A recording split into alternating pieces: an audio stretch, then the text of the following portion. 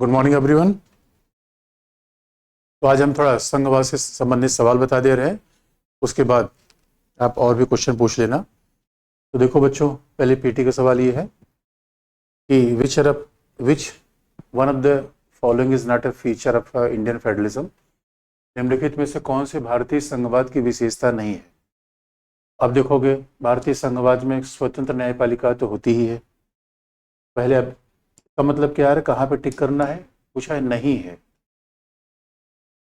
Not a feature. तो आपकी बात याद रखना। तो नॉट अ फीचर का मतलब फीचर ये तो है, ये फीचर है, इसका मतलब है स्वतंत्र न्यायपालिका तो हमारे पास सही है। तो फिर ये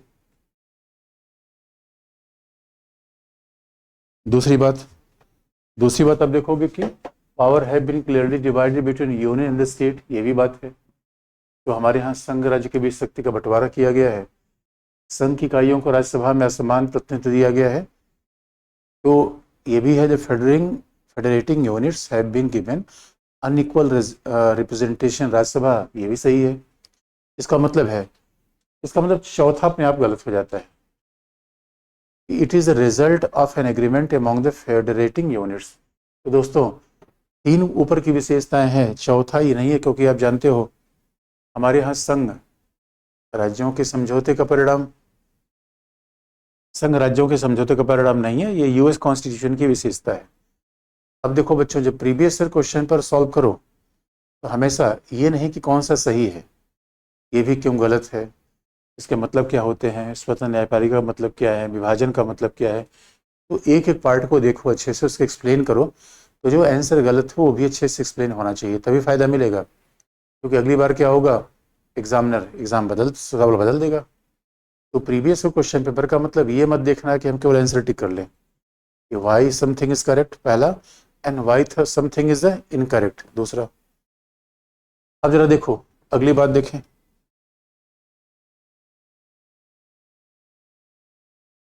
local self government can be best explained as. अब यदि local self government Panchayati Raj हमें पढ़ना है, लेकिन अगर लोकल सेल्फ गवर्नमेंट को, स्थानीय स्वशासन को, तो स्वशासन यानी हमारा शासन, और लोकल का मतलब जो आप गांव में है, तो आप जानते हो जो लोकल है। तो अब लोकल सेल्फ गवर्नमेंट को सबसे तरीके से आप कैसे व्यक्त करोगे, संघवाद का, फेडरलिज्म का तो नहीं। वैसे कई लोग कहते हैं थर्ड ईयर ऑफ फेडरलिज्म, लेकिन ये बात इतनी इंपॉर्टेंट नहीं है। फिर कुछ लोग कह सकते हैं नहीं, डेमोक्रेटिक डिसेंट्रलाइजेशन, यही आंसर करेक्ट है बच्चों। क्योंकि अब आप कहोगे सर कि डेमोक्रेटिक डिसेंट्रलाइजेशन एडमिनिस्ट्रेटिव डिसेंट्रलाइजेशन में क्या फ़र्क है। देखो बच्चों, अरे जिलाधिकारी के पावर को 3 जगह बांट देना, दैट इज एडमिनिस्ट्रेटिव डिसेंट्रलाइजेशन। और डेमोक्रेटिक डिसेंट्रलाइजेशन का मतलब क्या है, रिप्रेजेंटेशन ऑफ पीपल्स, जो जनता का रिप्रेजेंटेशन है वो बढ़े। इसे पंचायती राज में सरपंच को शामिल किया गया। तो देखो, एडमिनिस्ट्रेटिव डिसेंट्रलाइजेशन तो कहीं भी हो सकता है, किसी कंपनी में हो सकता है, कंपनी का जो काम एक अधिकारी कर रहा हो 5 को दे दिया जाए। रेलवे स्टेशन पर एक विंडो से टिकट मिल रहा है, 5 विंडो बना दिया जाए, that is administrative decentralisation. And what is a political decentralisation, democratic, जहाँ पे पार्टिसिपेशन यानी पीपल्स पार्टिसिपेशन की, जहाँ जनता की भागीदारी बढ़ावा दिया जाए, वो क्या है, वो है डेमोक्रेटिक। तो अच्छा, पूछोगे कि एडमिनिस्ट्रेटिव डेलीगेशन, ये नहीं होता, डेलीगेशन तो ही नहीं है, ये डेलीगेशन नहीं है, क्योंकि डेलीगेशन में चीज़ें अलग होती हैं कि हम किसी को सौंप दें, पंचायतों को अपनी शक्तियाँ मिली है। डायरेक्ट डेमोक्रेसी, हाँ ये भी कह सकते हो कि डायरेक्ट डेमोक्रेसी है, लेकिन थोड़ा इलेक्शन तो होता है, पंचायत में इलेक्शन भी होता है, इसलिए डायरेक्ट डेमोक्रेसी, जहाँ ग्राम सभा की बात देखी जाए तब तो है, नहीं ना, बाकी में जगह इलेक्शन होता है, इसलिए बेस्ट एक्सप्लेनेशन इज बी। आप याद रखो, जब भी कोई चीज़ देखो तो डायरेक्ट डेमोक्रेसी क्या है, अब आपको एक्सप्लेन करना चाहिए। और डायरेक्ट डेमोक्रेसी का मतलब है जहाँ इलेक्शन ना हो, जहाँ सीधे हम बैठे। तो ग्राम सभा जब बैठती है तो सीधे है एग्जाम्पल, लेकिन बाकी में डायरेक्ट डेमोक्रेसी एग्जाम्पल नहीं मिलते। डेलीगेशन का मतलब है को हम किसी को दे दिया, तो क्या करता है, कई बार एक होता पावर, एक होता डेलीगेशन। इसलिए जब फेडरलिज्म की बात आती है तो पावर शेयरिंग की बात आती है बच्चों। फेडरलिज्म में क्या होता है, पावर शेयर होता है, डेलीगेशन नहीं होता। यानी यूनियन गवर्नमेंट ने ममता दीदी को पावर डेलीगेट नहीं किया है, कई बार यूटी को डेलीगेट होता है, प्रदत्त होता है। इसे शब्दों पे खूब अंतर रखो, क्या गलत है इसका भी लॉजिक आपके पास होने चाहिए। अब उसके बाद क्वेश्चन नंबर, नेक्स्ट क्वेश्चन, तो which one of the following in Indian polity is essential feature that indicate that India is a federal in character. ऐसे क्या विशेषता है जिससे, तो इंडिपेंडेंस ऑफ जुडिशरी, सही बात है, फेडरल है। कई बार बच्चों देखो 3 के 3 आंसर सही हो सकते हैं, फिर मोस्ट अप्रोप्रिएट कौन है? कई बार तीनों गलत हो सकते हैं, तो लीस्ट में गलत क्या होगा? इसीलिए देखो इसमें लिखा है न्यायपालिका की स्वतंत्रता सुरक्षित है, the independence of judiciary safeguarded. तो ठीक है, देखो न्यायपालिका की इंडिपेंडेंस तो फेडरल फीचर में होनी चाहिए। क्यों? क्योंकि भाई संघ राज्य के बीच झगड़ा होगा, सरपंच अंपायर तो फ्री होना चाहिए। इससे पहला ऑप्शन सही दिख रहा है।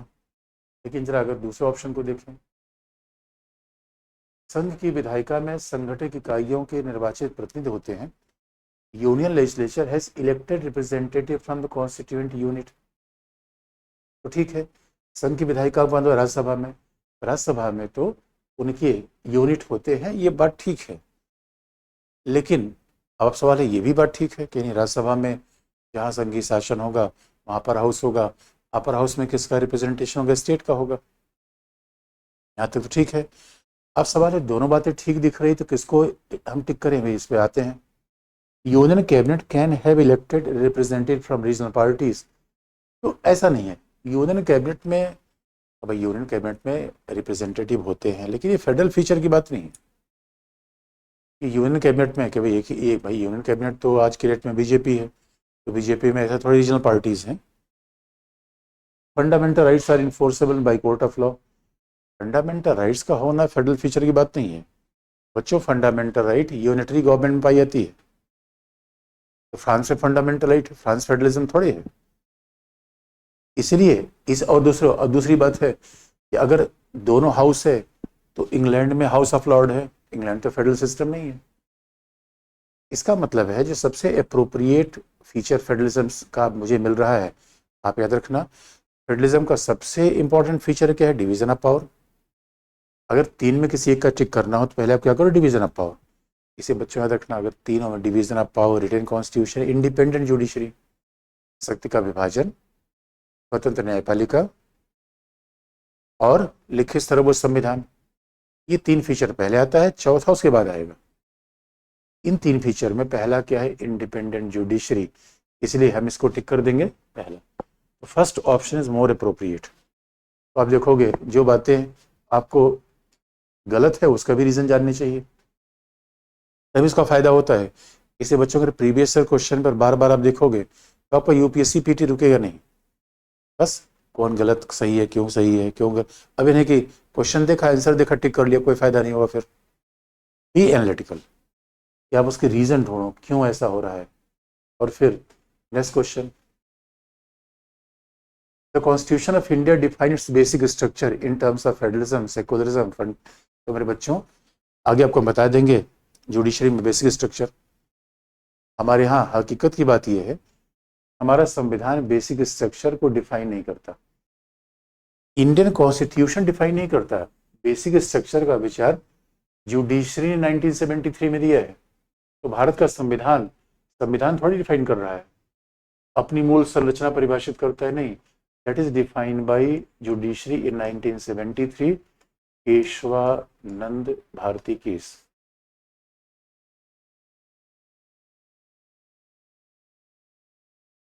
तो 73 में डिफाइन किया गया है, केशवन भारती केस में डिफाइन किया। संविधान तो करता ही नहीं, तो पहला इनकरेक्ट। और आपको बता देंगे, अभी जुडिशरी पर आएंगे, संविधान संशोधन बता देंगे। फिर उसके बाद क्या है? The constitution of India provide for judicial review. दोस्तों भारत का संविधान नागरिकों की स्वतंत्रता को सुरक्षित करने के लिए और उन आदर्शों को संरक्षण के न्यायिक पूर्ण समीक्षा प्रदान करता है। इस पर अब देखो दोस्तों, कॉन्स्टिट्यूशन ऑफ इंडिया, अरे भारत का संविधान जुडिशियल रिव्यू प्रोवाइड नहीं करता। आप याद रखना, न्यायिक पुनरावलोकन शब्द जो है आगे पढ़ना है न्यायपालिका में, ये शुरू करना है। न्यायिक पुनरावलोकन शब्द पूरे इंडियन कॉन्स्टिट्यूशन कहीं है ही नहीं।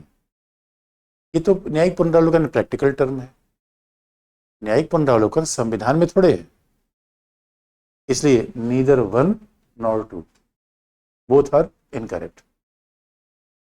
The Constitution of India provides for citizens liberties preserved ideals of which Constitution based. अब संविधान का देखो, अब सब तो नहीं कर, कई बार लोग मानते हैं चलो अच्छा, अगर आप दूसरा ऑप्शन कर सकते हो तो दूसरे को सही भी मान सकते हो, एक ऑप्शन ये भी दूसरे को सही, क्योंकि अब constitution of India provide for judicial review, constitution of India ऐसा नहीं देता, तो ठीक है इसको मैंने इनकरेक्ट ही मान लिया, क्योंकि ये प्रैक्टिकल है, जुडिशियल रिव्यू टर्म प्रैक्टिकल है, therefore 1 and 2 इज इनकरेक्ट, क्योंकि जुडिशियल रिव्यू इनडायरेक्टली मिलता है। अब फिर है which of Indian following is not a feature of Indian federalism, तो ये तो एक ही सच है, वही सवाल है, मैं रिपीट कर रहा हूँ, तो वही सवाल है, देखिए इतने सवाल दे रखे गए हैं।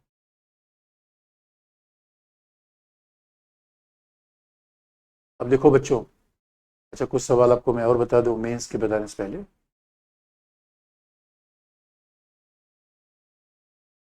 मेंस पे बताने से पहले कुछ सवाल मैं आपको और बता दूं।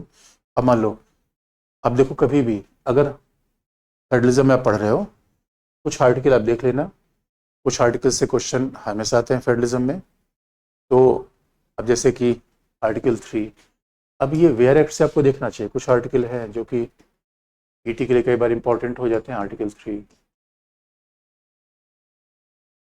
आर्टिकल 249 और आर्टिकल 312, कम से कम इतने आर्टिकल तो हमें देख ही लेने चाहिए, और मतलब इतने आर्टिकल तो आप देख ही लो, बाकी तो हमने आपको बता दिया है, फेडरलिज्म में ये 2-3 आर्टिकल बड़े इंपॉर्टेंट होते हैं। तो आर्टिकल 1 में है India that is Bharat shall be union of state, और आर्टिकल 2 में है कि मान लो कि अब कोई राज्य नया बना है, सिक्किम को भारत में लेना था, तो हमने आर्टिकल 2 यूज़ किया। आर्टिकल 249 ये इंपॉर्टेंट होता है, क्योंकि 249 में बात कही गई है कि आप याद रखना, 249 समझने के लिए 7 शेड्यूल देखो आप, ये कुछ फैक्चुअल चीज़ें हैं जो आपको मैं बता दूं, उसके बाद हम आगे बढ़ें। अगर 249 देखना है, 7 शेड्यूल में क्या है, एक तरफ यूनियन लिस्ट है, संघ सूची है, दूसरी तरफ स्टेट लिस्ट है, राज्य सूची है, तीसरी तरफ कंकरेंट है, समवर्ती।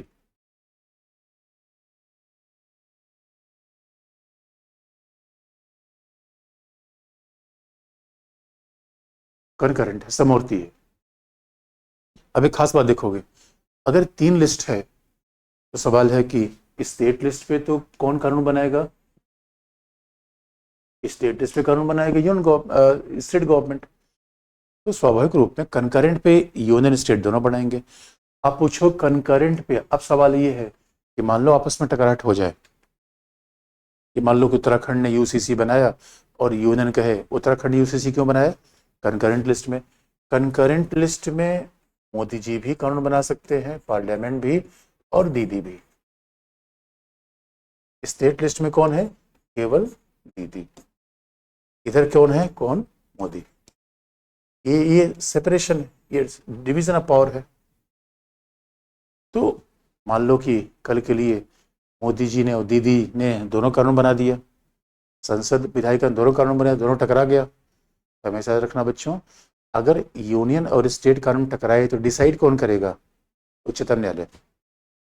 ये फैक्ट याद रखना, अगर किसी लिस्ट को स्टेट को कंकरेंट में देना है तो संविधान संशोधन होगा, तो कॉन्स्टिट्यूशनल अमेंडमेंट होगा। मान लो हमें किसी कंकरेंट को स्टेट में लाना है, कॉन्स्टिट्यूशनल अमेंडमेंट, यूनियन को स्टेट में लाना है, कॉन्स्टिट्यूशनल अमेंडमेंट, संविधान का संशोधन। लेकिन कंकरेंट में अगर दोनों टकरा गए तो हमेशा संघ का कानून जीतेगा, संघ का कानून जीतेगा। ये बात बहुत इंपॉर्टेंट है, ये आर्टिकल 254 में लिखा गया है कि कंकरेंट लिस्ट में हमेशा संघ सरकार को प्राथमिकता दी जाएगी। कंकरेंट लिस्ट में कानून बनाने में प्राथमिकता किसको दी जाएगी, फेडरल गवर्नमेंट को, संघ सरकार को प्राथमिकता दी जाएगी। तो और दूसरी बात है 254 में, अब सवाल ये है 249 क्या कह रहा है, अच्छा 249 क्या कह रहा है कि अगर आपको मैं बताऊं कि क्या मोदी जी चाहे स्टेट के विषय पर कानून बना सकते हैं, आप कहोगे सर नहीं, ऐसा संघवाद में नहीं हो सकता। वो तो both are autonomous, both are independent, ऐसा तो होना ही नहीं चाहिए। लेकिन इसका उत्तर है हाँ, क्योंकि 249 में लिखा गया है अगर राष्ट्रीय हित हो, राष्ट्रीय हित में, नेशनल इंटरेस्ट, शब्दों को देख ध्यान सुनो, अगर राष्ट्रीय हित में। अब सवाल है आपको, अगर राष्ट्रीय हित कौन तय करेगा, तो राज्यसभा। राज्यसभा क्यों? राज्य को रिप्रेजेंट करती है, राज्यसभा राज्यों का रिप्रेजेंटेशन करती है। अगर राष्ट्रीय हित में राज्यसभा अपने 2/3 बहुमत से पारित कर दे, if Rajya Sabha passes a resolution by 2/3 majority by present and voting, अगर 2/3 प्रेजेंट से, मेजोरिटी से ये बहुमत पारित कर देती है कि कोई राज्य सूची का विषय राष्ट्रीय महत्व का है। मान लीजिए कल राज्यसभा ने क्या कह दिया, राज्यसभा ने, काउंसिल ऑफ स्टेट ने क्या कह दिया, राज्यसभा ने 2/3 अपने प्रेजेंट एंड वोटिंग से, 2/3 मेजोरिटी, 2/3 बहुमत से ये प्रस्ताव पारित कर दिया कि वाटर, जो स्टेट सब्जेक्ट है, जल, पानी, वाटर का जो स्टेट सब्जेक्ट है वो किस में आता है, राष्ट्रीय महत्व का है। If Rajya Sabha declare that it is a issue of national importance,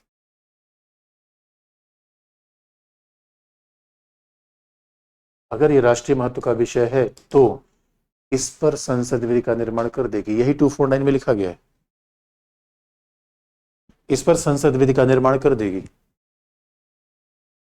बात ध्यान देने की है, इस पर संसद विधि का निर्माण करेगी, लेकिन इस विधि का टेन्योर कितना होगा, 1 साल, 1 वर्ष।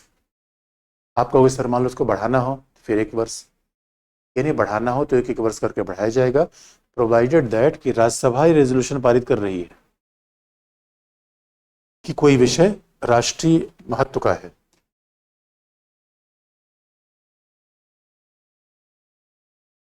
राष्ट्रीय हित का है, राष्ट्रीय महत्व का है, ये राज्यसभा प्रोवाइड करती है, रेजोल्यूशन पारित करती है, then parliament can enact law, तो संसद बना देगी, और संसद का समय के 1 साल रहे कानून, 1 साल बढ़ाना है तो फिर राज्यसभा को दोबारा रेजोल्यूशन लाना पड़ेगा 2/3 मेजोरिटी से, 1-1 साल करके बढ़ा सकती है जितना चाहे उतना, और जब ये कानून खत्म हो जाएगा तो स्वाभाविक रूप में फिर इस कानून का प्रभाव 6 महीने तक बना रहेगा।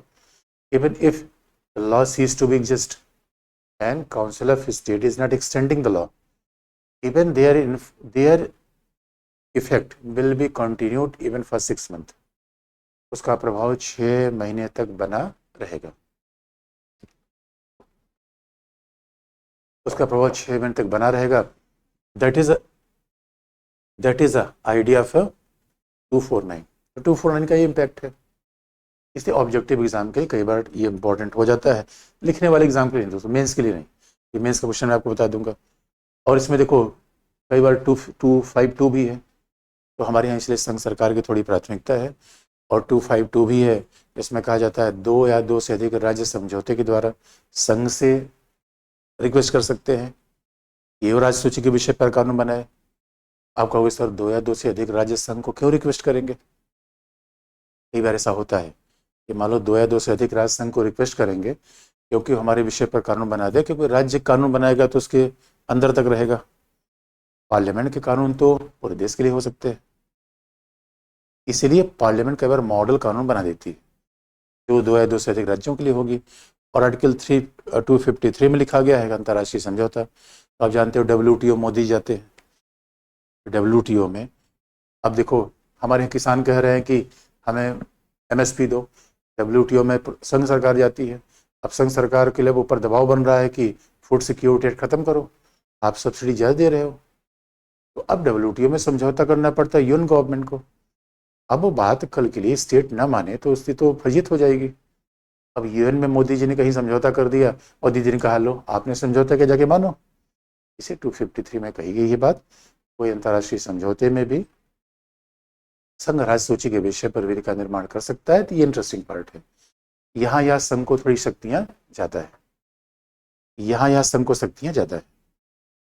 तो अभी मैं सवाल कुछ बता दे रहा हूँ, उसके बाद आपातकाल के कुछ फैक्ट आपको बता दूंगा जो पीटी के लिए इंपॉर्टेंट है, इमरजेंसी के।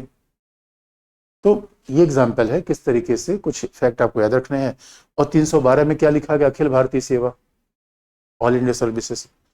और ऑल इंडिया सर्विसेज बनाने की पावर किसके पास है, संसद के पास है। देखो दोस्तों लॉजिकल है, लॉ तो संसद बनाएगी, लेकिन इनिशिएट कौन करेगी, इंपॉर्टेंट है।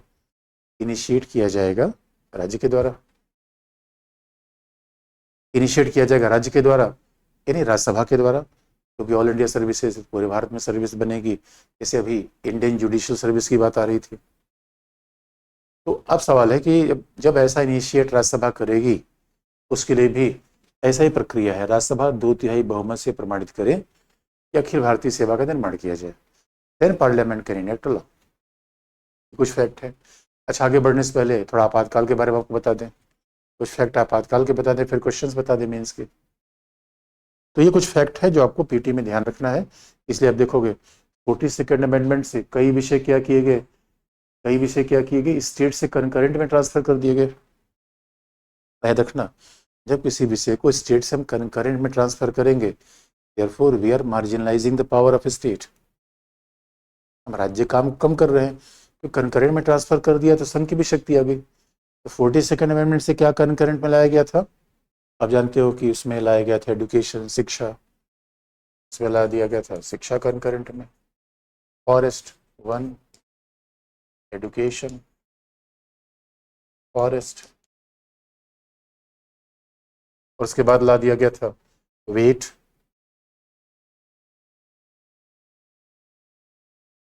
मापतौल। तो मापतौल या वेट, तो इसलिए 42nd में ला गया था। तो ये प्रॉब्लमेटिक है। अगर कुछ और फैक्ट आपको बता दें, जैसे आपातकाल के बारे में मैं कुछ फैक्ट बता दूं, फिर मेंस वाले क्वेश्चन पर आए, तो फिर क्योंकि कुछ फैक्ट आपको बता दें फिर मेंस वाले क्वेश्चन पर आए, तो जरा और कुछ फैक्ट आपको मैं बता दूं आपातकाल से रिलेटेड। देखो दोस्तों, कैसे हम आपातकाल, इमरजेंसी,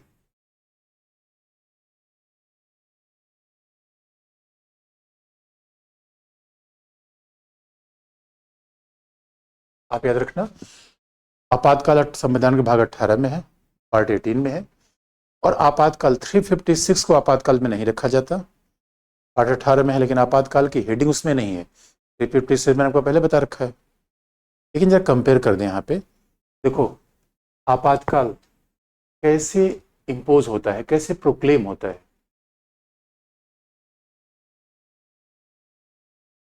हाउ आपातकाल is a proclaimed, how emergency is a proclaim. इसका प्रोक्लेमेशन होता कैसे है, क्या याद रखना, अगर आपातकाल का 352 है, राष्ट्रीय आपातकाल, that is known as a national emergency, राष्ट्रीय आपातकाल।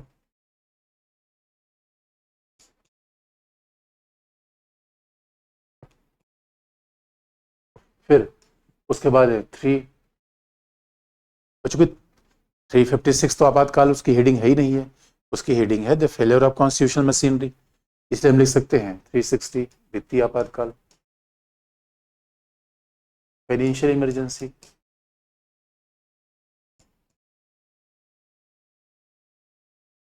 और अगर आप 356 को, कई बार लोग लिखते हैं इंटरनल इमरजेंसी, लेकिन वो इमरजेंसी में है नहीं, 356 तो संविधान के तंत्र की विफलता है। तो सवाल है 352 लागू करने का आधार क्या होगा, what is base, what is base for the proclamation of 356 and.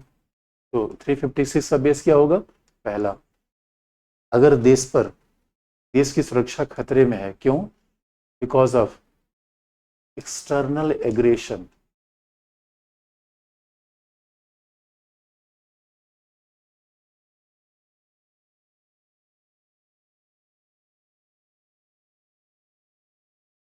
क्योंकि बाहरी आक्रमण, बाह्य आक्रमण, दूसरा सशस्त्र विद्रोह, आर्म्ड रेबेलियन,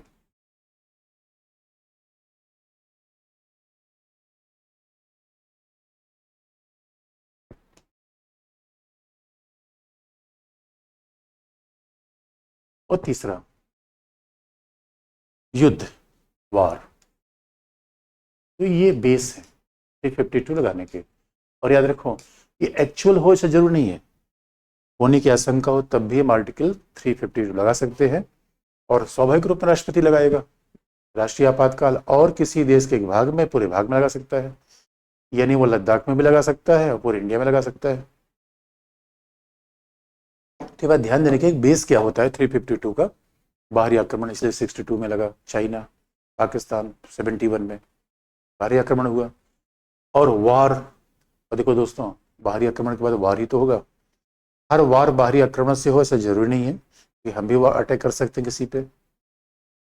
और सशस्त्र विद्रोह आप जानते हो, ये टर्म यूज कर दिया गया इंदिरा गांधी के द्वारा, सरकार के द्वारा, जनता पार्टी सरकार द्वारा 44th अमेंडमेंट से। उसके पहले क्या सब था, आंतरिक अशांति, इंटरनल डिस्टर्बेंसेस, और उसलिए हटाया गया कि 75 में आप जानते हो दोस्तों, इस समय शोले मूवी रिलीज हुई, उस समय हिंदुस्तान का माहौल, वैसे तो इंदिरा गांधी ने आपातकाल लगा दिया था, इसलिए, और आपातकाल लगाया कैसे था 75 में, आंतरिक अशांति के आधार पर। It was only emergency declared proclaim on the basis of internal disturbances, तो इसलिए उसको हटा दिया गया। अब ऐसा नहीं, अब की कंडीशन ये है। लेकिन वित्तीय आपातकाल कैसे लगेगा दोस्तों, याद रखो, कई बार हमारे भूभाग पे हमला हो जाता है। देखो राष्ट्रीय आपातकाल कैसा है, जैसे कोई हमारे घर पे हमला कर दे, आपका पड़ोसी अब घर पे हमला कर दे, अब आप सोचो आपका पड़ोसी आपके घर पे हमला कर दे, तो आपके घर वाले क्या कहेंगे, बोलेंगे, परामर्श करेंगे, पहले हमले का मुकाबला करना पड़ेगा। इसलिए आप जानते हो राष्ट्रीय आपातकाल एक इमरजेंसी कंडीशन है, और हमला कर दे तब भी हमला करने की आशंका हो, डीम टू बी, मतलब जरूरत थोड़े कि पहले, और बुद्धिमान आदमी क्या पहले समझ जाए। इसे हमारे यहाँ आपातकाल इस आधार पे भी लग सकता है कि somebody is planning to attack over India, तभी आपातकाल में लगा दूंगा। अब सवाल ये है, लेकिन वित्तीय आपातकाल दोस्तों, कई बार पता चला कोई पड़ोसी हमला तो नहीं कर रहा है, गांव से कहीं हमला नहीं हो रहा है, पड़ोस से हमला नहीं हो रहा है, लेकिन एटीएम का ही टोटा है। याद रखो दोस्तों, पैसा नहीं तो दुनिया बेकार है। टका धर्म है, टका कर्म है, टका ही परमो धर्म है, जागृहम टका नास्ती सो टक टक टक टकायो। तुम्हारे बच्चों, अगर टका नहीं होगा, पैसे में जाओ, बिना पैसे के, जरा सोच के देखो, अगर भारत सरकार के पास पैसा खत्म हो जाए, पाकिस्तान का हाल हो जाएगा, नहीं हो जाएगा। अरे कोई हमला ना करे और हमारे पास भारत सरकार, सोचो भारत सरकार कितनी बड़ी फैमिली है, कितने लोगों को भारत सरकार सैलरी देती है, जज से लेके प्रोफेसर से लेके, और जरा सोच के देखो, जो भारत सरकार के पास ही पैसा खत्म हो जाएगा तो कैसे काम चलेगा। इसलिए वित्तीय आपातकाल का संबंध, ये हमने फाइनेंशियल इमरजेंसी की बात कर दी गई। इसका आधार क्या होगा, जब फाइनेंशियल इमरजेंसी का बेस क्या है कि जब देश का वित्तीय स्थायित्व खतरे में हो, व्हेन फाइनेंशियल स्टेबिलिटी,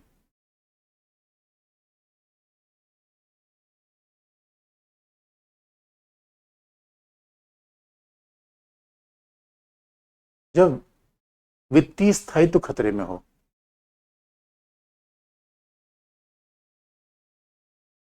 और आप जानते हो वित्तीय स्थायित्व का मतलब बच्चों, जैसे कई बच्चों के वित्तीय स्थायित्व खतरे में है, मान लो कि आ गए शहर में पढ़ने, घर से पैसा मिल नहीं पा रहा है, किसी महीने में 2000 मिला, किसी में 5000, किसी में 10,000, तो क्या है, वो क्या होगा, वित्तीय स्थायित्व खतरे में होगा। वो वित्तीय स्थायित्व खतरे में होगा क्योंकि स्वाभाविक रूप में फाइनेंशियल स्टेबिलिटी पर प्रॉब्लम है। तो कई बार बच्चों के वित्तीय स्थायित्व खतरे में हो जाते हैं, अगर हर महीने में रेगुलर पैसा नहीं आ रहा है, भाई खर्च तो रेगुलर है, टिफिन वाला मांगेगा, टिफिन वाला भी मांगेगा, उसके बाद पेपर वाला मांगेगा, और पता चला हर आदमी पैसा मांग रहा है, जेब में कुछ है ही नहीं है।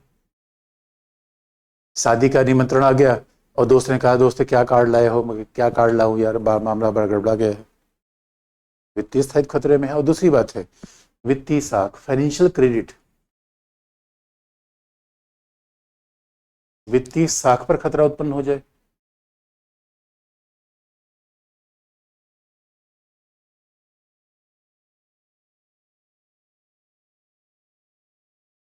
अगर फाइनेंशियल क्रेडिट पे खतरा उत्पन्न हो जाएगा। फाइनेंशियल क्रेडिट क्या है बच्चों, याद रखो, जितने बड़े बड़े बिजनेसमैन है सब उधार लेकर काम करते हैं। पैसा पैसा खत्म होना बड़ी बात नहीं है, उधार ले लो, क्रेडिट खत्म हो जाना बहुत बड़ी बात है। अगर आप अपनी क्रेडिट आप दे सकते हो, आपने अपने दोस्त ने मांगा, भाई दोस्त 100 रुपए दे दो, और दोस्त ने कहा ना ना भाई हमारे पास भी पैसा नहीं है, तो समझ लेना मेरे बच्चे, तुम्हारी कोई क्रेडिट वगैरह नहीं है। क्रेडिट है इसका मतलब है, और जितना बिजनेस चलता है सब क्रेडिट पे चलता है। और आजकल तो क्रेडिट कार्ड लेके घूमते हो, पैसा हो ना हो क्रेडिट कार्ड दे दिया और पैसा मिल गया। इसलिए ये बात कही जाती है कि अपने आप में हमारे वित्तीय साखर खतरे में है, तो हम क्या करते, तो हम क्या कर सकते हैं, फिर हम आपातकाल लगा सकते हैं। क्रेडिट कार्ड खतरे में हो जाए तो भाई कोई उधार ही नहीं देगा। देखो पाकिस्तान को ही दौड़ रहा था कटोरा लेकर, सऊदी अरब ने भगा दिया। चाइना ने कहा हम नहीं देंगे, अमेरिका ने कहा भाई हम दे ही नहीं सकते, तुम चाइना को दे दोगे। इस तरीके से बच्चे को मिल पाया। हमारे संविधान में तो शुरू से जानते थे, इसलिए आप सोचो, जो जर्मनी के संविधान से आपातकाल ला दिया। जर्मनी का शहर वीमर जहाँ संविधान बना था, वो वीमर कॉन्स्टिट्यूशन ला दिया जर्मनी से, क्योंकि अमेरिका इंग्लैंड में ऐसा था नहीं। तुमने सोचा चलो यार संविधान कहीं से ऐसा लाया जाए, तो सोचो आपातकाल लगा दिया। इसका मतलब याद रखना, आपातकाल संविधान की मूल विशेषता नहीं, it's not a normal feature. ये मूल विशेषता नहीं है, लेकिन ऐसे इमरजेंसी प्रोविजंस है बच्चों। इसलिए कहीं एयरपोर्ट में जाओ, रेलवे में जाओ, हर जगह इमरजेंसी खिड़की होती है। हॉस्पिटल में जाओ, इमरजेंसी वार्ड होता है। इमरजेंसी वार्ड का मतलब है नॉर्मल कंडीशन नहीं है। और हमारा संविधान बना था सेकेंड वर्ल्ड वॉर के बाद। अब सेकेंड वर्ल्ड वॉर के बाद संविधान बना था, तो आप जानते हो देश में समस्या थी, दुनिया में समस्या थी, वर्ल्ड वॉर हो चुका था। इसलिए अभी श्रीलंका में देखो आपातकाल लगाना पड़ा। श्रीलंका में आपातकाल का मूल कारण क्या था, फाइनेंशियल।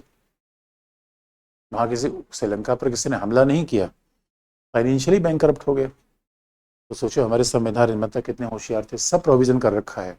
लेकिन गनीमत की बात है, अब देखो इस आधार अलग अलग है। और आप जानते हो 356 का आधार तो अलग है। 356 क्या है, वो आपातकाल नहीं है, लेकिन उसका आधार क्या है, संविधान के तंत्र की विफलता।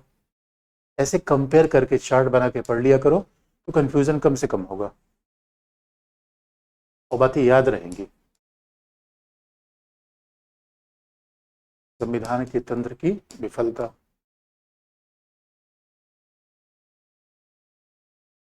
द फेल्योर ऑफ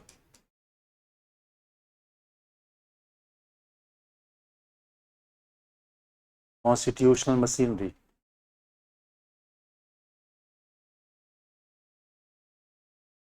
संविधान तंत्र विफलता। अब जरा देखो बच्चों, अब थोड़ा आगे बात बढ़ा लें। तो ये सब तो ऑब्जेक्टिव एग्जाम के हिसाब से थोड़े महत्वपूर्ण हो जाते हैं। वैसे कोविड के समय वित्तीय आपातकाल से मेंस में सवाल पूछ लिया गया था। दूसरी बात है, अब स्वाभाविक रूप में अगर ये आपातकाल लगेंगे, कितने समय तक चलेंगे, टेन्योर क्या होगा। तो बच्चों अब सवाल है इनका कितना, कैसे कार्यकाल कितना होगा, कितना समय सीमा होगी।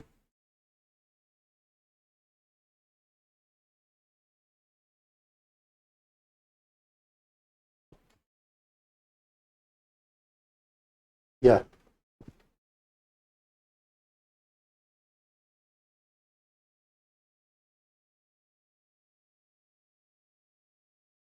टेन्योर कितना होगा बच्चों। अब देखो, अब T52 में टेन्योर कितना होगा। T52 में कोई अधिकतम समय सीमा नहीं है, कोई अधिकतम समय सीमा नहीं, नो अपर लिमिट।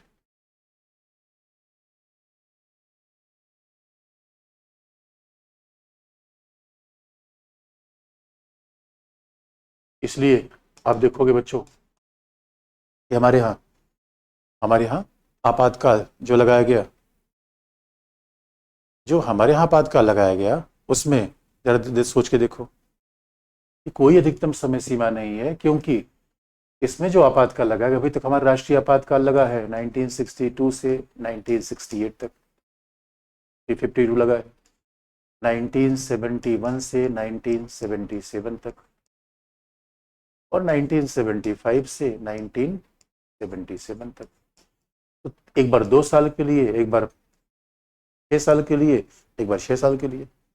इसका मतलब है कि नेशनल इमरजेंसी की आर्टिकल 352 में कोई आप अभी कोई हमला हो जाए, युद्ध हो जाए, और आप देखोगे सशस्त्र विद्रोह।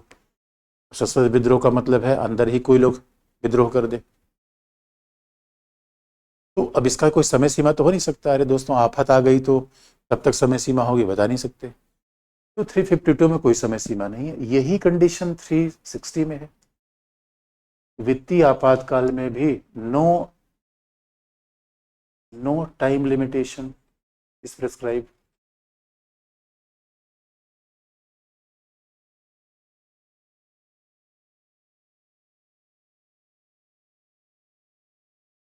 वैसा 360 में भी कोई अधिकतम समय सीमा नहीं है।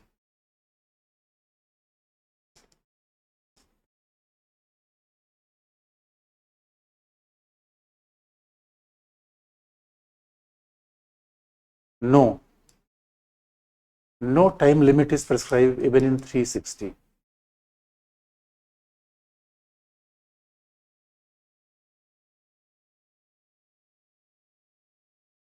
इसमें भी कोई अधिकतम सीमा, लेकिन चूंकि अभी लगा नहीं कभी। अब ये मत सोचना दोस्तों, अब से कोविड के समय फाइनेंशियल आपातकाल जैसी कंडीशन आ गई थी, अब उसमें लोगों को पैसा निकल नहीं रहा था, हाय तौबा मचा दिया था। इसमें भी कोई अधिकतम समय सीमा नहीं है। No upper limit is mention even article 360। अब कभी लगा नहीं, और ये मत सोचना कि लगा नहीं तो हम वित्तीय रूप में बड़े मजबूत थे। अरे दोस्तों, इसलिए भी हमने नहीं लगाया क्योंकि याद रखो पॉलिटिकल इम्पैक्ट। एक बात याद रखना, अगर राष्ट्रीय आपातकाल लग जाए तो उसका लोगों के जीवन पर फर्क कम पड़ता है, ये फर्क पड़ता है। लेकिन जब वित्तीय आपातकाल लगेगा, लोगों को पैसा वैसा कटने लगेगा, जो प्राइमरी के स्कूल के टीचर हैं उनका पेमेंट नहीं मिलेगा, पेमेंट कम हो जाएगा, तो आप सोच लो कितना हंगामा होगा। वित्तीय आपातकाल का प्रयोग सीधा लोगों की जेब पे हमला हो जाएगा। और लोग कहते हैं भैया 2-4 घूंसा मार लेना, जेब पे हमला मत करना। यानी पीठ पे लात मारना, पेट पे मत मारना। इसलिए 360 बड़ा है, उस कमाल का है। और आप देखोगे इसमें, जबकि 356 में क्या है, there is a upper limit in 356। Maximum upper limit is 3 year, 3 साल। अनुच्छेद 356 का प्रयोग 3 वर्ष से अधिक के लिए नहीं हो सकता।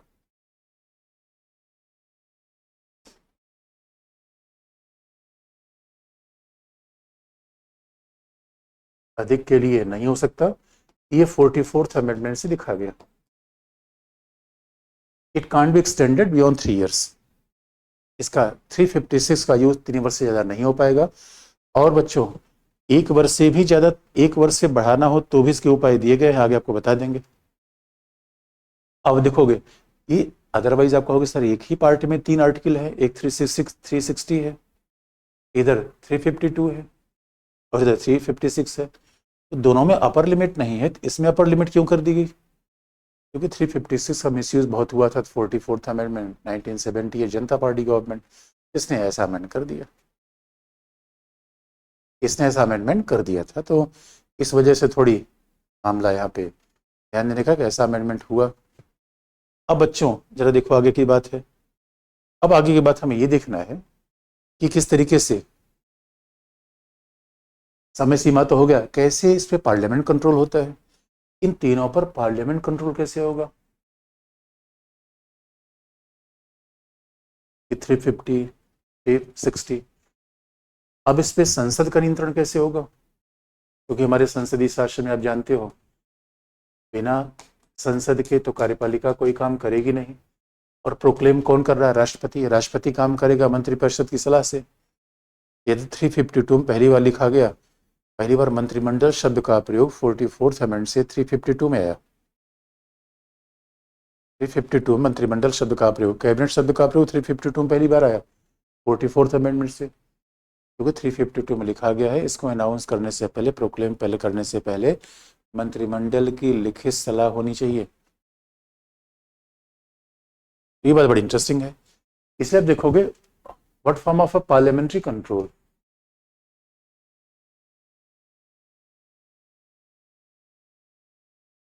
याद रखना कि जब 352 अप्लाई होगा, वन प्रेसिडेंट प्रोक्लेम 352, प्रेसिडेंट जब 352 यानी राष्ट्रीय आपातकाल को अनाउंस करेंगे तो 30 दिन के भीतर, 30 दिन के भीतर that should be approve by parliament with in 30 days.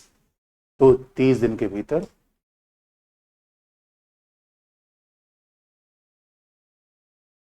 दोनों सदनों का अनुमोदन आवश्यक है।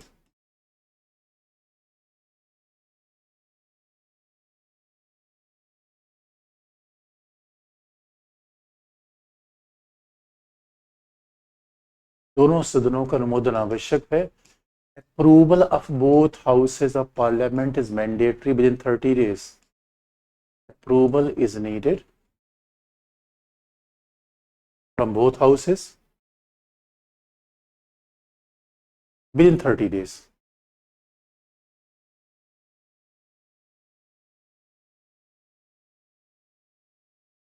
Approval is needed from both houses within 30 days. 30 दिन के भीतर दोनों सदनों का अप्रूवल आ जाना चाहिए, और वो विशेष बहुमत से। That is from special majority, सामान्य मेजोरिटी नहीं, विशेष बहुमत से। That is from special majority, विशेष बहुमत से होना चाहिए, जिसे संविधान का संशोधन होता है कि सदन की कुल सदस्य संख्या का बहुमत और उपस्थित और मत देने वालों का 2/3, यानी majority of strength of house plus not इधर or 2/3 of majority present and voting.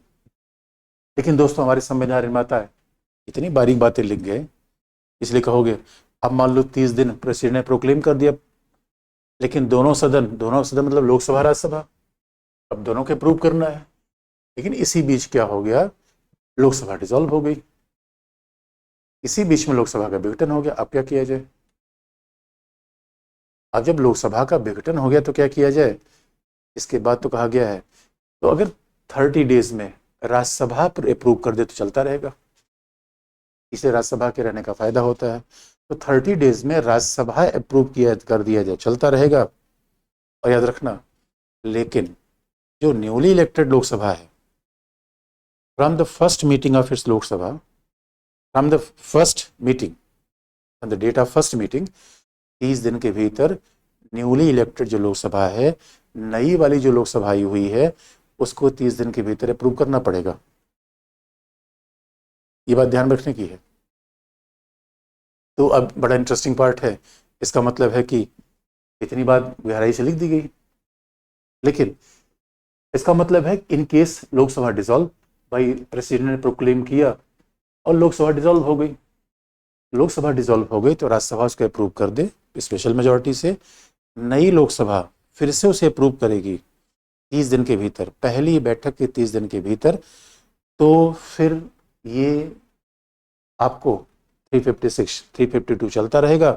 लेकिन आप 356 तथा 352 का कोई समय सीमा तो नहीं है, तो आप कहोगे सर चलता ही रहेगा। नो, पर 6 मंथ, तो क्या है 6 मंथ, 6 महीने चलता रहेगा। फिर 6 महीने बढ़ाना पड़ेगा, फिर 6 महीने, इसका मतलब है एवरी 6 मंथ हमारे पास अप्रूवल लोकसभा का विशेष बहुमत, दोनों सदनों का विशेष बहुमत बार बार चाहिए। 6 मंथ 6 मंथ 6 मंथ, जितना बढ़ाना हो एवरी 6 मंथ, तो आपको एवरी फिर 6 महीने। इसका मतलब है अगर 3 साल बढ़ाना हो तो आपको कितनी बार करना पड़ेगा? 6 बार। 3 ईयर बढ़ाना है, 6 बार करना पड़ेगा आपको, हर 6 महीने माना पड़ेगा। और ये कर दिया गया 44th अमेंडमेंट से, जिससे कि अब इसका मतलब है आने वाले समय में कोई इमरजेंसी को मिसयूज करना चाहे तो नहीं कर सकता, क्योंकि इंदिरा गांधी ने थोड़ा मिसयूज कर दिया था। अब उस समय कंडीशन अलग थी, बड़ा पॉलिटिकल डिस्प्यूट हुआ, तो इमरजेंसी कितने समय तक बढ़ेगी कोई समय सीमा नहीं, 5 साल 6 साल 7 साल, और बढ़ाते रहिए। लेकिन हर 6 महीने पर विशेष बहुमत चाहिए, 2/3 majority.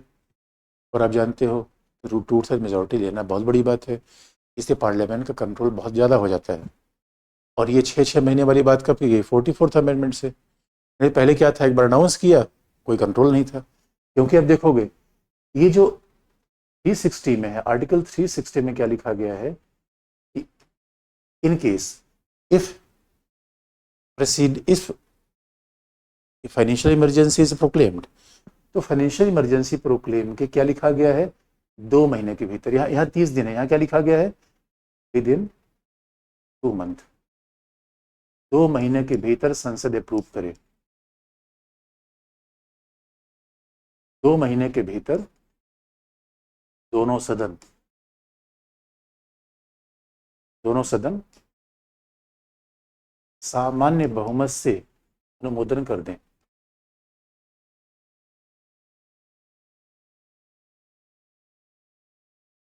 Both houses of parliament should approve the financial emergency with not special majority भी, सिंपल मेजोरिटी, सामान्य बहुमत से अनुमोदन कर दे। लेकिन फिर मान लो कि यहाँ पे फिर मान लो कि विद इन 2 मंथ दोनों सदन अगर अप्रूव न कर पाए ये सिंपल मेजोरिटी, तो हुआ क्या, मान लो कि वो लोकसभा डिसॉल्व हो गई, ऐसा कभी हुआ नहीं। लेकिन तो उसके लिए क्या कहा गया है, फिर इस पे कहा गया है विद इन 30 डेज, 30 दिन के भीतर नई लोकसभा, 30 दिन के भीतर नई लोकसभा इस प्रस्ताव को पारित करेगी, तभी फाइनेंशियल इमरजेंसी रहेगी। यहाँ पे क्या था, 30 दिन, और जब डिसॉल्व होगी तो भी 30 दिन, 30 फॉर 30, यहाँ पे 2 महीने और 30 दिन। आप कहोगे सर एक ही पार्टी में 2 आर्टिकल में इतना डिफरेंस क्यों आ रहा है? इसका रीजन है 44th अमेंडमेंट। जनता पार्टी सरकार ने अमेंडमेंट करके उसको टफ कर दिया, इसलिए ऐसा प्रावधान कर दिया गया है, इसलिए ऐसा प्रावधान किया गया है। इसलिए आप देखोगे बच्चों 30 दिन के भीतर ये अप्रूव करना पड़ेगा।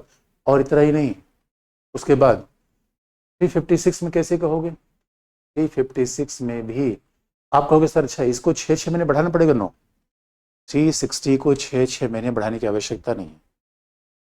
ये एक बार अनाउंस होगा, दूसरी बार खत्म होगा। तो 352 के हर 6 मंथ ऐसा इसमें नहीं है। इसमें क्या होगा, एक बार अनाउंस एक बार खत्म। 36 में there is no need for the continuous approval, तो उसमें लगातार आपको बढ़ाने की जरूरत नहीं, एक बार अनाउंस किया दूसरी बार खत्म कर दिया। क्योंकि ऐसा इसलिए हुआ 352 कभी लगा ही नहीं, तो 360 लगा नहीं, मिसयूज नहीं हुआ, 352 का मिसयूज हो गया था, इसलिए ऐसे टफ प्रोविजन कर दी गई 44th अमेंडमेंट से। इसे बच्चों याद रखने की बात है, जहां भी आपको लगे कि 352 में डिफरेंस आ रहा है 360 से, तो आप याद रखना ओरिजिनल में सब 360 जैसे थे, 352 356 भी, लेकिन 44th अमेंडमेंट कारण 352 356 और 360 से अंतर आ गया। तो 360 के अलावा जितनी भी बातें 352 और 356 में है, सब अमेंडमेंट के कारण है। 44th जनता पार्टी 44th अमेंडमेंट कारण है। तो आप देखोगे 356 में क्या है, इसमें भी 2 महीने के भीतर अगर यहाँ पे लग गया तो 2 महीने के भीतर विद इन 2 मंथ, यहाँ भी 2 महीने है, with in 2 month both houses should approve the resolution. 2 महीने के भीतर दोनों सदन कैसे, सामान्य बहुमत से, दोनों सदन सामान्य बहुमत से इसे अनुमोदित करेंगे। Both houses should approve the resolution from simple majority. दोनों सदन 2 महीने के भीतर इसे अनुमोदित करेंगे और सिंपल मेजोरिटी। और यहाँ भी हमारा 2 महीने के भीतर लोकसभा भंग है तो फिर वही 2 महीने प्लस 30 डेज, 2 मंथ प्लस, यानी 30 डेज। क्यों? क्योंकि नई जो लोकसभा गठित होगी वो 30 दिन के भीतर इसे अप्रूव कर दे। 30 दिन वाला क्लॉज तीनों में आ रहा है, 30 दिन वाला क्लॉज तीनों में आ रहा है। तो आप देखोगे कि यहाँ भी है। और ये 356 कैसे आगे बढ़ेगा, 6 मंथ पे, ये भी 6 मंथ पे आगे बढ़ेगा, लेकिन सिंपल मेजोरिटी से। ये भी 6 मंथ पे आगे बढ़ेगा स्पेशल मेजोरिटी से। 352 भी 6 मंथ पे आगे बढ़ेगा स्पेशल मेजोरिटी, 352 भी आगे बढ़ेगा स्पेशल मेजोरिटी। ये अगला कंपेरिजन हो गया। अब हटाया कैसे जाएगा, समाप्त कैसे किया जाएगा, और फिर इसका इम्पैक्ट क्या होगा। अब आप देखो दोस्तों कैसे समाप्त होगा।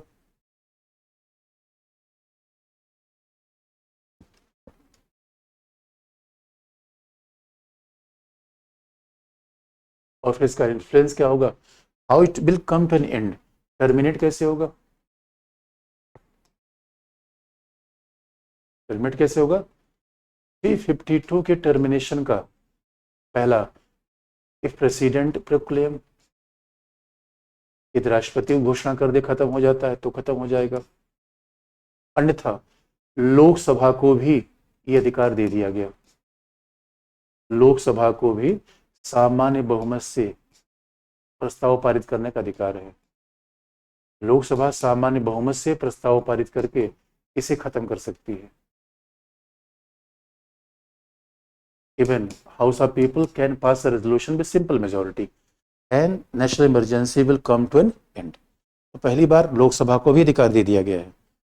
अगर लोकसभा की बैठक न हो तो 1/10 member they will request to speaker और प्रेसिडेंट से करेंगे जब लोकसभा की बैठक न हो, स्पीकर से करेंगे लोकसभा की बैठक को। तो ये 44th अमेंडमेंट से पावर दिया गया कि Lok Sabha with simple majority, even Lok Sabha with simple majority can pass a resolution for discontinuation of national emergency. तो ये बात कर दी गई भाई 44th अमेंडमेंट से किया गया था। दूसरी बात आप देखोगे 360 का खत्म करने का तरीका क्या है? There is no role of parliament, only president, राष्ट्रपति खत्म करेंगे, ओनली प्रेसिडेंट। और इसमें भी 352 में भी क्या है, 356 में क्या है, ओनली प्रेसिडेंट, राष्ट्रपति। President will announce for the end of 356। ये दोस्तों डिफरेंसेस है, ये डिफरेंसेस है। और आप देख लोगे इसका मतलब 352 खत्म करने का लोकसभा को पावर दे दिया गया, सिंपल मेजोरिटी। याद रखना 352 बढ़ाना होगा स्पेशल मेजोरिटी, लेकिन 352 खत्म होगा सिंपल मेजोरिटी। 360 राष्ट्रपति कभी प्रोक्लेम कर देगा। 356 को खत्म करने का अधिकार किसके पास है? प्रेसिडेंट के पास है। तो 352 में यहां भी फर्क है। अब जरा सोचो, अब सब क्वेश्चन आवा देखो बच्चों, पूछ लो। अब ये खत्म हो जाए तो मेंस का सवाल अब मैं आपको बताऊंगा। अब जरा पूछ लो इसमें क्या, ये कुछ वही सब सारी बातें थोड़ा पीटी के लिए हैं, जो कि ऑब्जेक्टिव एग्जाम भी आपको देना पड़ेगा। ये बेसिक बात हमने बता दी। Now you can ask the question. किसी बच्चे ने पूछा रेजोल्यूशन और बिल में क्या डिफरेंस था, बड़ा को बोल्ड कर दो। रेजोल्यूशन बिल में क्या डिफरेंस होता है? अरे बच्चों, रेजोल्यूशन का मतलब होता है कोई काम करना है, रेजोल्यूशन ला दिया। बिल का मतलब होता है कि it is a proposal of act.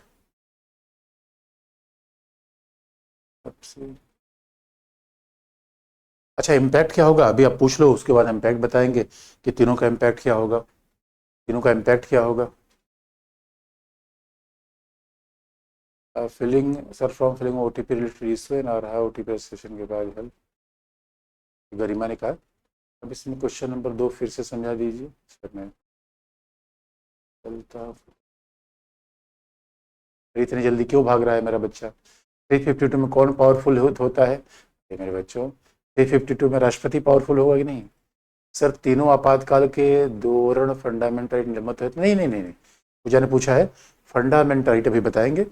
Fundamental right केवल निलंबित होता आर्टिकल 352 में। 352 के अलावा फंडामेंटल राइट निलंबित नहीं होता, याद रखना। 356 फिर से बता दें, जूली ने पूछा है मेरे बच्चे अब कौन सा 356 में क्या कौन सा प्रोविजन कर रही हो? क्या राजीव गांधी ने संविधान भंग करने का प्रस्ताव रखा था? सर अरे कैलिस ने अरे विवाद के विषय मत छोड़ो, प्रस्ताव नहीं रखा था मेरे। 356 क्यों हटाया गया? अरे 356 साइड थोड़े हो, कहाँ बच्चे, संविधान में है। अगर आपातकाल 6 साल लगाया जाए तो लोकसभा कार्यकाल में इसका क्या प्रभाव होगा? सचिन, लोकसभा कार्यकाल 1 साल के लिए बढ़ाया जा सकता है, फिर दोबारा 1 साल के लिए बढ़ाया जा सकता है। लोकसभा कार्यकाल पार्लियामेंट के द्वारा 1 साल करके बढ़ाया जा सकता है। तो सर 30 दिन लोकसभा ने समझ, देखो बच्चों 30 दिन का मतलब है अगर मान लो कि इमरजेंसी लग गई और उसी समय लोकसभा विघटित हो गई। इमरजेंसी, नेशनल इमरजेंसी के लिए 30 दिन के भीतर दोनों के अप्रूवल चाहिए, लेकिन लोकसभा मर गई, विघटित हो गई तो नहीं हो पाएगी। इसलिए जो नई लोकसभा आएगी, पुनर्गठित लोकसभा आएगी, वो अपनी बैठक के 30 दिन के भीतर इसको अप्रूव कर देगी। अगर मोदी के पास बहुमत नहीं है तो क्या राष्ट्रपति शासन लगा के सत्ता प्राप्त कर सकते हैं?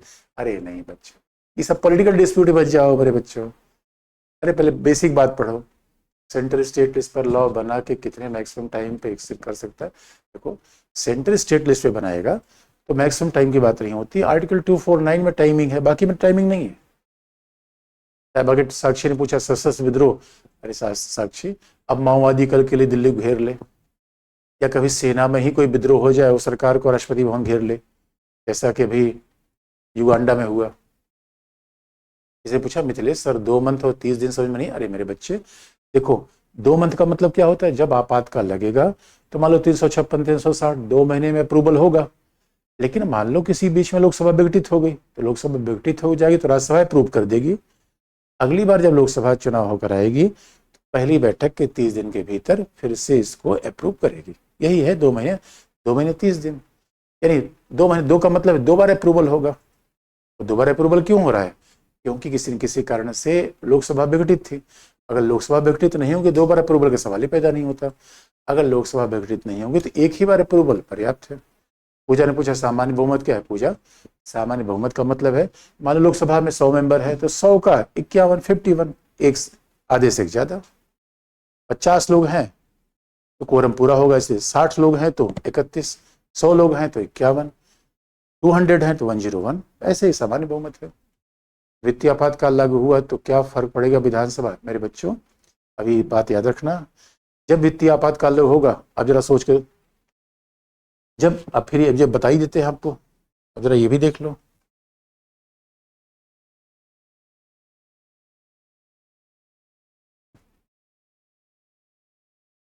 देखना, जब राष्ट्रीय आपातकाल होगा 352 होगा तो विधानसभा भी रहेगी, लेजिस्लेटिव असेंबली भी रहेगी, मंत्रिपरिषद भी रहेगा, मुख्यमंत्री भी रहेगा, सब लोग रहेंगे। लेकिन डिवीजन ऑफ पावर खत्म हो जाएगा। जब 360 लगेगा तब भी सब रहेंगे, लेकिन 352 लगेगा तो ये सब खत्म हो जाएंगे। सॉरी, 356 लगेगा तो खत्म हो जाएगा। बड़ी सिंपल सी बात है। तो विधानसभा, मुख्यमंत्री, मंत्रिपरिषद यहां भी रहेगा, यहां भी रहेगा, यहां भी रहेगा। 356 में भंग होता है, बाकी में सब रहेगा। हाँ, डिवीजन ऑफ पावर खत्म होगा, विधानसभा मुख्यमंत्री बना रहेगा। तो किसी बच्चे ने पूछा आपातकाल मार्शल लॉ में साथ लग सकते हैं? अरे देखो, हो सकता है, क्योंकि मार्शल लॉ आंतरिक गड़बड़ी के लगता है, मार्शल लॉ किसी क्षेत्र विशेष में लगता है आंतरिक गड़बड़ी के लिए, तो हो सकता है, ऐसा नहीं है। और हमारे यहाँ तो कई बार ऐसा हुआ भी है। इमरजेंसी समाप्त करने के संदर्भ में राज्यसभा कोई नियंत्रण नहीं है। अरे भाई देखो, दोनों हाउस से पूछा जा रहा है तो राज्यसभा का नियंत्रण है ही ना। हाँ, समाप्त करने में नहीं है, राष्ट्रीय आपातकाल समाप्त करने में नहीं है। आपातकाल कब लगे? कल्पना ने पूछा है। अरे कल्पना, कौन सा 352 की बात कर रही हो, 360 की बात कर रही हो? आपातकाल कब लगे, दोनों के आधार अलग अलग हैं। सत्यम ने पूछा है फेलर ऑफ कॉन्स्टिट्यूशन मशीनरी कैसे होता है सर? अरे मेरे पुत्र सत्यम, मैंने 356 में बता दिया है तुमको, बोमई केस भी बता दिया है, फिर मेरा बच्चा भूल गया। फिर पंजाब राज्य में कौन सा आपातकाल लगा था? अरे मेरे बच्चों, पंजाब राज्य में 356 लगा था, 356 लगा था। अच्छा, किसी बच्चे ने पूछा इसका क्या परिणाम हो? कौन किसका क्या परिणाम हो? सुशीला ने पूछा किसका? अरे भाई देखो, 352 360 में क्या है, संघ राज्य के बीच शक्ति का बंटवारा खत्म हो जाएगा। 356 से मतलब नहीं होता। इस 356 मूल अधिकार खत्म नहीं होगा और 352 मूल अधिकार भी खत्म हो जाएगा। अरे इमरजेंसी एंड लॉकडाउन, अरे मेरे ईसा, अरे ईसिया, लॉकडाउन तो व्यवहारिक कारण से किया गया ना, बीमारी रोकने के लिए। इमरजेंसी तो हमले से होता है, और जब हमला कोरोना का हो जाए तो क्या होगा? लॉकडाउन। सर ये आपातकाल राष्ट्रपति शासन आचार संहिता में क्या है? आचार संहिता में क्या? अरे राष्ट्रपति शासन का मतलब 356, आपातकाल मतलब 352। आचार संहिता का मतलब है जब इलेक्शन की डेट अनाउंस होती है तब क्या हो जाती है, सरकार क्या कर देती है, आचार संहिता लगा देती है। और आप याद रखना, अब देखो आपातकाल का दूसरी बात भी लास्ट में बता दें आपको। आपातकाल का परिणाम क्या होगा? यहाँ विधानसभा तो बनी रहेगी, लेकिन यहाँ पे क्या होगा, 352 में शक्ति का विभाजन समाप्त हो जाएगा, डिवीजन ऑफ पावर खत्म हो जाएगा। यानी जब संसद चाहेगी तो राज्य सूची, समवर्ती सूची पर सभी पर विधि बना लेगी। डिवीजन ऑफ पावर ये suspended.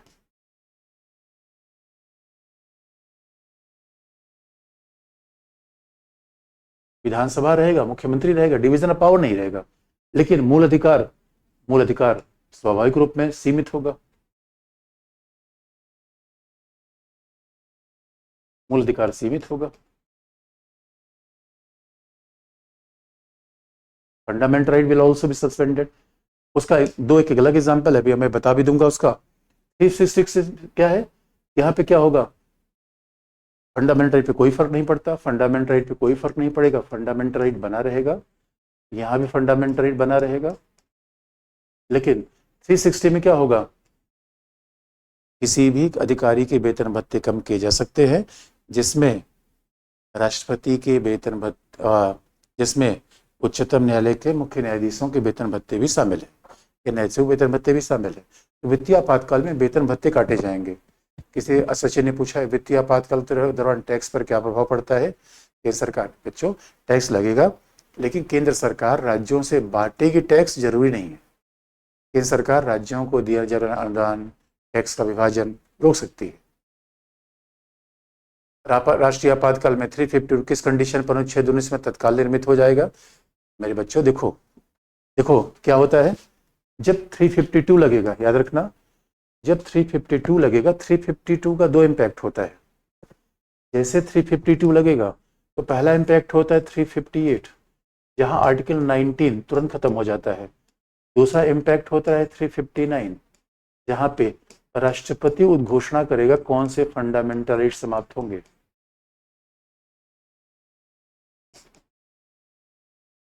When president will proclaim about which type of fundamental right will come to an end, this will be decided by the president। तो यहाँ क्या होगा, आर्टिकल 19 ऑटोमेटिकली सस्पेंडेड, स्वतः समाप्त हो जाएगा।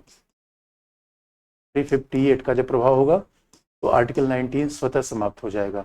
359 में क्या हो जाएगा, राष्ट्रपति कहेगा कि अब 332 और 226 का इन्फोर्समेंट खत्म हो जाएगा, लेकिन 20 और 21 के अलावा, ये 44वें संविधान संशोधन की बात है, 2021 किसी भी कीमत पर सस्पेंड नहीं होंगे, आपातकाल में भी नहीं होंगे। नितेश ने पूछा है कि स्पेशल कोर्ट क्या होता है। अरे मेरे बच्चे, अब न्यायपालिका में हम शुरू कर देंगे। किसी बच्चे ने बोलने की आजादी खत्म, बिल्कुल। अब मान लो चीन हमारे ऊपर हमला कर रहा है और आज तक वाले कैमरा लेके पहुंच गए, उनका बॉर्डर पर ऐसा हो रहा है, सनसनी फैला दिया। इसलिए जैसे राष्ट्रीय आपातकाल लगेगा, आर्टिकल 358 आएगा, और जो युद्ध वाह्य आक्रमण के आधार पर होगा, आर्टिकल 19 तुरंत खत्म। प्रेस की स्वतंत्रता, टीवी, सब खत्म। अगर संविधान में कहीं भी न्यायिक पुनर्वास शब्द का प्रयोग नहीं, तो सर्वोच्च न्यायालय को न्यायिक पुनर्वास कैसे प्राप्त होती। गरिमा ने पूछा। गरिमा, बहुत अच्छा सवाल है तुम्हारा, न्यायपालिका में इसका जवाब दूंगा कैसे प्राप्त होती है। वित्तीय आपात के दौरान सीएम और गवर्नर की शक्तियों पर क्या प्रभाव पड़ेगा। अरे मेरे बच्चों, इनकी पेमेंट कम हो जाएगा, प्रभाव ये पड़ेगा, पेमेंट कम हो जाएगा, वित्त आयोग उनको पैसा नहीं देगा, अनुदान नहीं मिलेगा। अब सोचो नागालैंड का क्या होगा। नागालैंड तो संघ के पैसे से, नागालैंड के पास तो 100 रुपये में 90 रुपये संघ से जाता है, तो नागालैंड तो बेचारा मर जाएगा। किसी ने पूछा कल्पना, राष्ट्रीय आपातकाल क्या होता है। कल्पना देखो, आपातकाल में इमरजेंसी, जहाँ राष्ट्र की सुरक्षा खतरे में पड़ जाए, और राष्ट्रीय आपातकाल होता है। इमरजेंसी समाप्त करने में राज्यसभा कोई नियंत्रण नहीं होता। अरे मेरे बच्चों, केवल 352, बाकी में तो राज्यसभा को नियंत्रण नहीं होता, रेजोल्यूशन पास करती है। पूजा ने पूछा है 105, 19 ज़्यादा प्रभावी हो जाता है 350। अरे नहीं, ऐसा पूजा नहीं है। अरे देश में संकट आता है, सब लोग मिलकर सामना करेंगे। इंदिरा गांधी कौन सी इमरजेंसी लगाई थी। इंदिरा गांधी ने 75 लगाई थी, आंतरिक शांति के आधार पर। 62 नहीं, 72 नहीं, 75 की इमरजेंसी पर डिस्प्यूट था, बाकी दो पे नहीं, क्योंकि वो इमरजेंसी उन्होंने आंतरिक आधार पर लगा दिया था। किसी बच्चे ने पूछा राष्ट्रीय आपातकाल वित्तीय आपातकाल में क्या अंतर। अरे मेरे बच्चे, जब पर्स गड़बड़ा जाए तो वित्तीय आपातकाल, जब कोई बाहर से कोई हमला कर दे तो राष्ट्रीय आपातकाल। मुस्कान ने पूछा 114 में क्या है। अरे मुस्कान, सब पैसे का मामला है, additional demand, additional grant. Nagaland के पास पैसा नहीं तो भी अलग होने की बात करता है देवराम। अरे देवराम, बावरों कमी नहीं है इस देश में, यही तो है। किसी बच्चे 352 के दौरान 42वें संविधान संशोधन आया था। हाँ बिल्कुल सही बात है, जब राष्ट्रीय आपातकाल था तभी 42वें संविधान संशोधन 76 में आया था ना, उसी समय आया था। पीएम आपातकाल लागू कर सकता है। अरे बच्चों देखो, राष्ट्रपति लागू कर सकता है कैबिनेट की लिखित सलाह से, on the basis of written advice of cabinet. किसी बच्चे वित्तीय साख क्या है। अरे मेरे पुत्र, किसी से 10 रुपये मांग के देखना, अगर वो न दे, समझो तुम्हारी वित्तीय साख नहीं है। चाय वाली दुकान के पास चले जाओ, कहे भैया चाय पिला दो, कहे पहले पैसे दो, इसका मतलब तुम्हारी वित्तीय साख नहीं है। 362 में समय सीमा क्या मतलब है, कितने साल तक लगेगी। स्त्री ने पूछा समय सीमा का मतलब है तुम कितने साल तक तैयारी करती हो, समय सीमा ये है ना, तुम 6 महीने प्रिपरेशन करोगी, साल भर करोगी, या मोर देन 1 ईयर करोगी, दे समय सीमा है। पल्लवी 359, अरे पल्लवी 359 का मतलब है जब राष्ट्रीय आपातकाल सशस्त्र विद्रोह के आधार पर लगाया जाएगा तब क्या कहलाएगा, 359। तो ये क्या होगा, जब सशस्त्र विद्रोह के आधार पर लगेगा तो आर्म रेबेलियन। तो बच्चों आज के लिए इतना ही हम करेंगे, बाकी कल कुछ क्वेश्चन आपको कल सॉल्व करा देंगे। और जब युद्ध और बाहरी आक्रमण के आधार पर होगा 358, वार एंड एक्सटर्नल एग्रेशन, तो 358। तो आज के लिए बच्चों इतना ही, तो बाकी फिर कल देख लेंगे जो क्वेश्चन हैं। हाँ वित्तीय सिविल का। ओके थैंक यू बच्चों, थैंक्स।